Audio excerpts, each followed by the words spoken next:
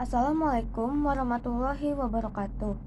Nama saya Cindy Sadira Rahman dari kelas 10 IPA 2. Kali ini saya akan menceritakan sejarah singkat riwayat hidup Nabi Muhammad beserta perjuangan beliau dalam berdakwah. Nabi Muhammad merupakan putra dari Abdullah bin Abdul Muthalib serta istrinya Siti Aminah. Beliau lahir pada tanggal 12 Rabiul Awal tahun 570 Masehi, atau orang-orang biasa menyebut tahun itu sebagai tahun gajah. Ketika Nabi Muhammad lahir, ayahandanya yaitu Abdullah telah meninggal dunia ketika beliau masih berada dalam kandungan waktu berumur 2 bulan. Lalu ketika Nabi Muhammad beranjak anak-anak, yaitu sekitar umur 6 tahun, ibundanya yaitu Siti Aminah wafat. Kemudian beliau diasuh oleh kakeknya yang bernama Abdul Muthalib. Namun selang 2 tahun kemudian kakeknya pun ikut meninggal dunia, sehingga akhirnya beliau jadi dirawat oleh salah satu pamannya yang bernama Abdul Thalib.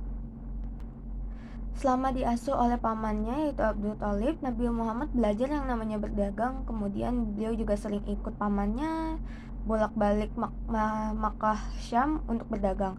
Dan sampai pada umur beliau 25 tahun, beliau menikahi salah seorang pedagang kaya raya di sana yang bernama Siti Khadijah.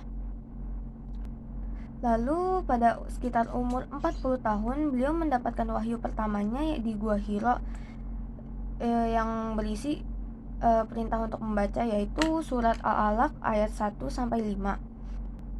Selain dari turunnya wahyu tersebut, Nabi Muhammad juga diperintahkan oleh Allah untuk melakukan dakwah.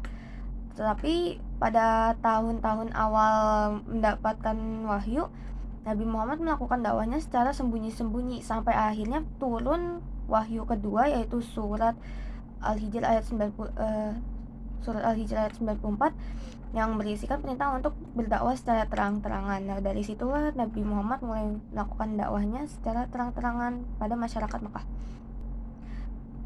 Periode dakwah Nabi Muhammad sendiri itu terbagi menjadi dua, yaitu di periode Mekah sama periode Madinah. Periode Mekah itu berlangsung selama kurang lebih 13 tahun.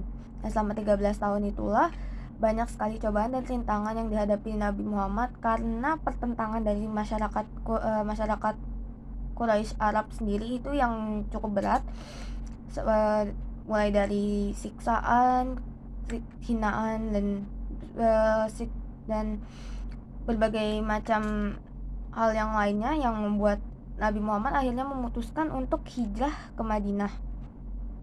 Di Madinah inilah Nabi Muhammad mulai menyebarluaskan ajaran Islam, dibantu dengan masyarakat Madinah sendiri, yaitu kaum Aus dan juga kaum Khazraj, sehingga sampai pada akhir hayat beliau, wilayah kekuasaan beliau itu sudah mencapai seluruh tanah Jazirah Arab. Dan akhirnya beliau wafat pada umur 63 tahun di Madinah. Sekian dari saya, kurang lebihnya mohon maaf. Wassalamualaikum warahmatullahi wabarakatuh.